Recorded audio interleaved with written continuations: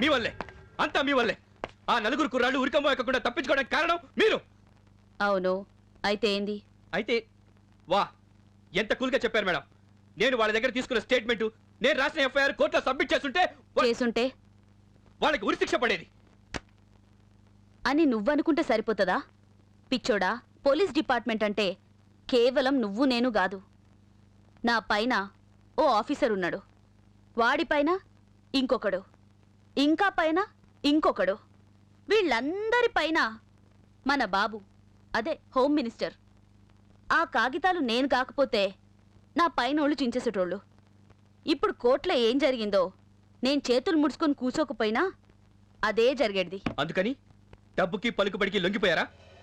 నిజం చెప్పండి మేడం, వాళ్ళు మిమ్మల్ని ఎంత కొనేశారు, మీరు మీ అంతరాత్మని ఎంత కమ్మేశారు? ఎవరి గురించి ఎవరి దగ్గర ఏం మాట్లాడుతున్నావు? ఏందిరా నీకు తెలిసిన ధర్మం? ఏంది నువ్వు చేసే న్యాయం? న్యాయం కళ్లకు గంతలు కట్టేసిండ్రురా.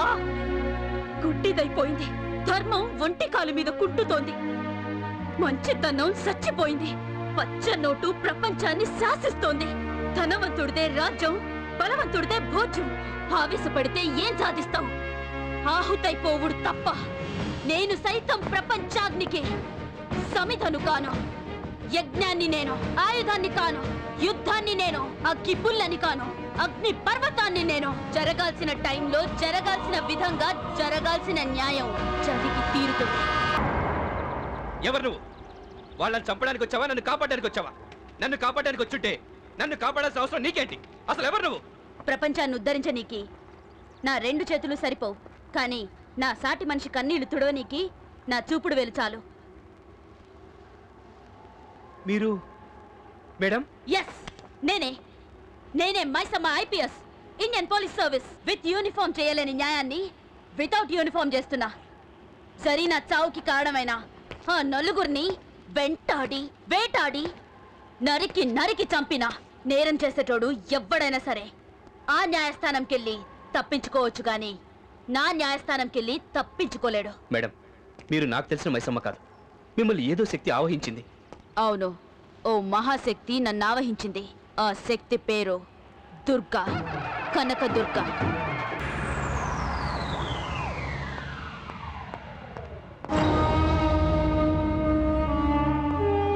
బావా, ఎవరు లేడీస్ వచ్చారు? దిగు దిగు. జాగ్రత్త. Good morning sir. ఎవరో చెప్పు. అలాగే సార్, పోలీస్ ఆఫీసర్ మైసమ్మ. నమస్తే సార్. మినిస్టర్ గారు, మా పిల్లలు బయటకు వచ్చేసారు. చాలా థ్యాంక్స్ అండి. హలో, థ్యాంక్స్ చెప్పాల్సింది మా బావకు కాదు, పోలీస్ ఆఫీసర్ మైసమ్మకి. ఇగో సార్, స్వామి ఆ నలుగురితో సంతకాలు పెట్టించిన confession letter, FIR file. Okay okay okay okay. Maisamma ఎక్కడో చూస్తున్నట్టు ఉంది. మైసమ్మ సార్, నేను నలుగురిని కోర్టులో ఎక్కడ చేస్తున్నావు? ఎప్పుడు ప్రొడ్యూస్ చేస్తున్నావు? Next Monday sir. Next Monday. Next Monday. Minister గారు, కోర్టులో మా పిల్లల్ని మీరే కాపాడాలి. ఏం పర్లేదు, మీ దగ్గర బ్లాక్ మనీ ఉండాలి కానీ మా బావ న్యాయాన్ని కూడా బ్లాక్ చేస్తాడు. ఏం బావా? చాలా థ్యాంక్స్ మినిస్టర్ గారు, మేము వెళ్ళొస్తాం. Sir, I will also make a move. Maisamma sir, నువ్వు కూర్చో.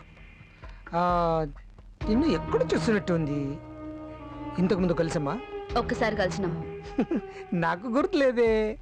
నేను మర్చిపోలేదు. ఏదైనా పార్టీలో కలిసారా? పోలీస్ డే ఫంక్షన్ మీరు చీఫ్ గెస్ట్ గా వచ్చారు, అక్కడ కలిసి ఉంటారు. అవునా? ఓకే, కలుద్దాం.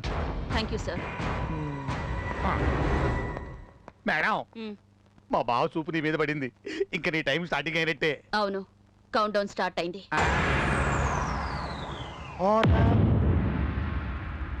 Order order.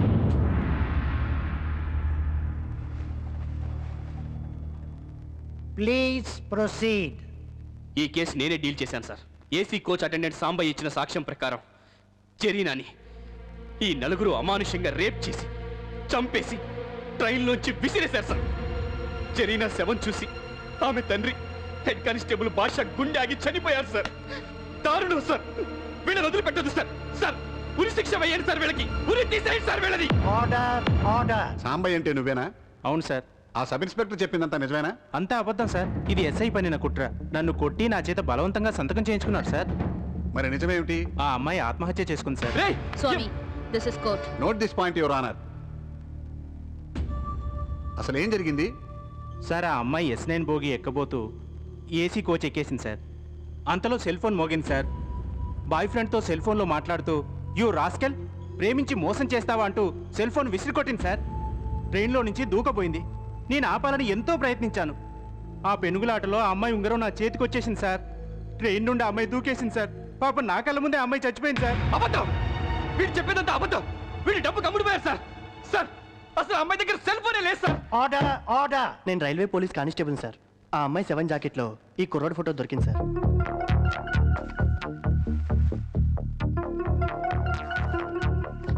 నేను రైల్వే సూపరింటెండెంట్ అండి. మా రిజర్వేషన్ చార్ట్ ప్రకారం ఈ నలుగురు కుర్రాళ్ళు ఆ రోజు ఏసీ కోచ్లో ట్రావెల్ చేయలేదు. I'm doctor Venkatrao.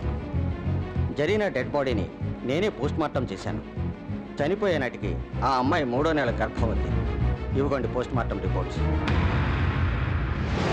సాక్ష్యాధారాలను బట్టి జరీనా అనే అమ్మాయి చెడు తిరుగుళ్ళు తిరిగి తనను గర్భవతిని చేసిన కుర్రాడు మోసం చేయడంతో మనసు గాయపడి రైల్లో నుంచి దూకి ఆత్మహత్య చేసుకున్నట్లుగా నిర్ధారించడం అయినది.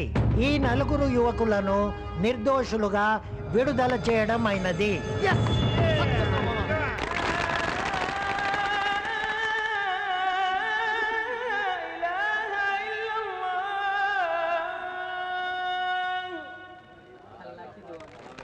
భాషాబాయ్, భేటీని MBBS చదివిస్తున్నావంటగా? అవును భయ్యా, అల్లా దయ వల్ల అది పెద్ద డాక్టర్ అవ్వాలి.